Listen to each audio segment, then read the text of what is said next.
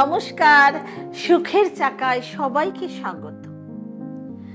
আপনার ঘর, আপনার বিছানা কোন দিকে রয়েছে? এই জন্যই কি হচ্ছে না কোনো উন্নতি? বাস্তু অনুযায়ী আপনাকে বলবো যে শোয়ার ঘরে আপনার বিছানা ঠিক কোন দিকে থাকা উচিত, যাতে সংসারে টাকা পয়সা, শান্তি, সমৃদ্ধি আসে, যাতে ঝগড়া বিবাদ কমে। এবার আমাদের কি বলুন তো, মানে অনেকে বলে ম্যাডাম আপনার প্রোগ্রাম রোজ দেখি, আমি আপনার ভীষণ ফ্যান। ফ্যান হলে হবে না, যেগুলো বলছি সেগুলো করুন, দেখবেন অনেকটা উন্নতি পাবেন। যে কোনো সংসারে সুখ এবং সমৃদ্ধি একাধিক বাস্তু সংক্রান্ত নিয়মের উপর নির্ভর করে।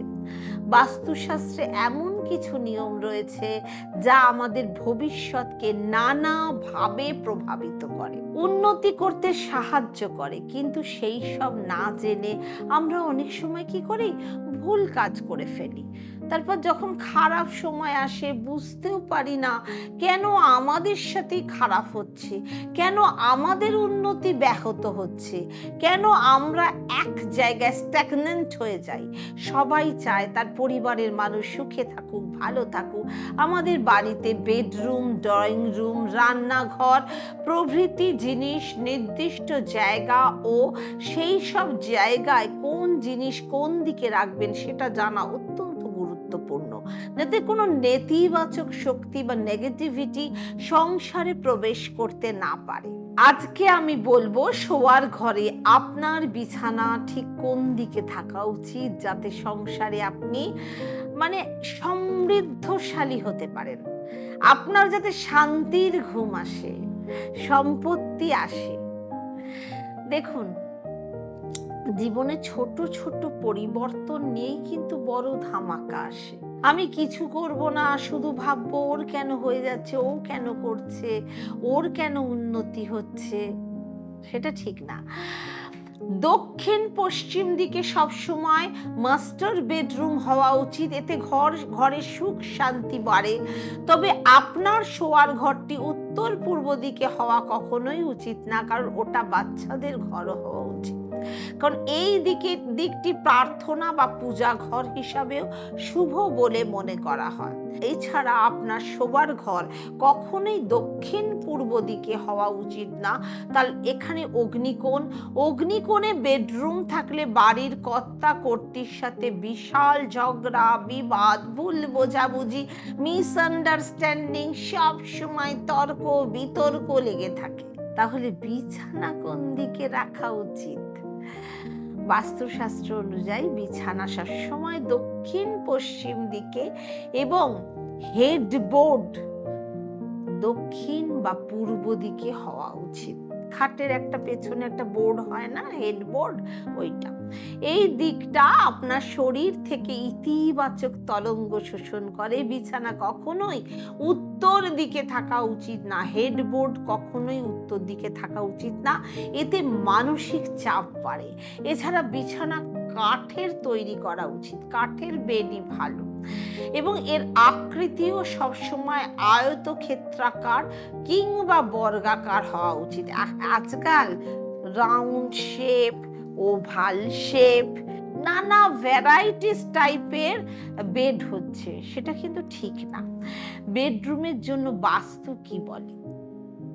বেডরুমের দরজা দেওয়াল উত্তর পূর্ব বা পশ্চিম দিকে হওয়া উচিত। বেডরুমের দরজাটা যেন পুরো 90 ডিগ্রি কোণে খোলা যায়, পুরো খুলছেন দেওয়ালে সেটে যায়, মাঝখানে এরকম হয়ে থাকবে, এরম হয়ে থাকে, এরম যেন না হয়। বিছানার সামনে আয়না কখনোই রাখা উচিত না, উত্তর বা পূর্ব দেওয়ালে আয়নার জন্য উপযুক্ত।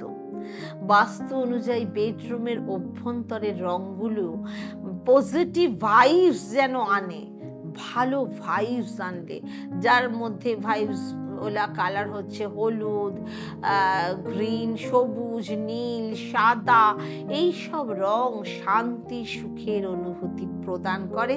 আর একটা বিশেষ কালার আছে রোম্যান্টিক কালার পিঙ্ক। হ্যাঁ, এইগুলো বেডরুমে করবেন, কিন্তু বেডরুমে কখনো অ্যাশ, কালো, ঘন ডিপ উগ্র রং একদম করবেন না। আজকাল অনেকে করছে ডিপ রানী, উগ্র অরেঞ্জ, হ্যাঁ, এইসব রং বেডরুমে করবেন না, তাহলে আপনার সংসার উত্তপ্ত থাকবে। বেডরুমে সব সময় আপনার আলমারি দক্ষিণ দিকে পেছন থাকবে এবং উত্তর দিকে মুখ থাকবে। আলমারির মুখটা উত্তর, মানে আপনি খুলছেন, উত্তর দিকের ভাইবস যেন আলমারিতে যায়, কিংবা আপনি পশ্চিম দিকে পেছন, পূর্ব দিকে মুখ, সেটাও আপনি করতে পারেন।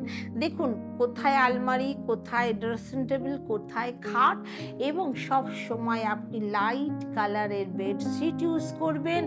রেগুলার না পারলেও উইকলি আপনি অবশ্যই বেডশিট চেঞ্জ করুন। ঘরের কোথাও ঝুল কোনো কিছু রাখবেন না। আপনি আপনারা অবস্থাপন্ন কোনো মানুষের বাড়িতে যাবেন, তাদের অবস্থা খুব ভালো, ভীষণ শান্তি সুখ বিরাজ করছে, দেখবেন তারা কিন্তু বাড়ি ঘর প্রতিদিন ডাস্টিং করে, প্রতিদিন পরিষ্কার করে, প্রতিদিন ঘর মোছে, ঘর মোছার লোক থাকবে, নয় নিজে মোছে, বাড়িটা একদম নিট অ্যান্ড ক্লিন করে রাখে। আপনার বেডরুমে কোনো জায়গায় যদি নোংরা, ঝুল, মানে একটা নেগেটিভ ভাইবস থাকে, তাহলে আপনার মনেও সেই নেগেটিভিটি থাকবে, আর তার থেকে আপনি অ্যাগ্রেসিভনেস বাড়বে, আপনার ঝগড়া, তর্ক, অশান্তি এগুলো ক্রমবর্ধমানভাবে বাড়তে থাকবে। যাদের ফ্যামিলিতে দাম্পত্য জীবনে প্রবল অশান্তি হচ্ছে, তারা প্রতিদিন বেডরুম ভালোভাবে পরিষ্কার করুন।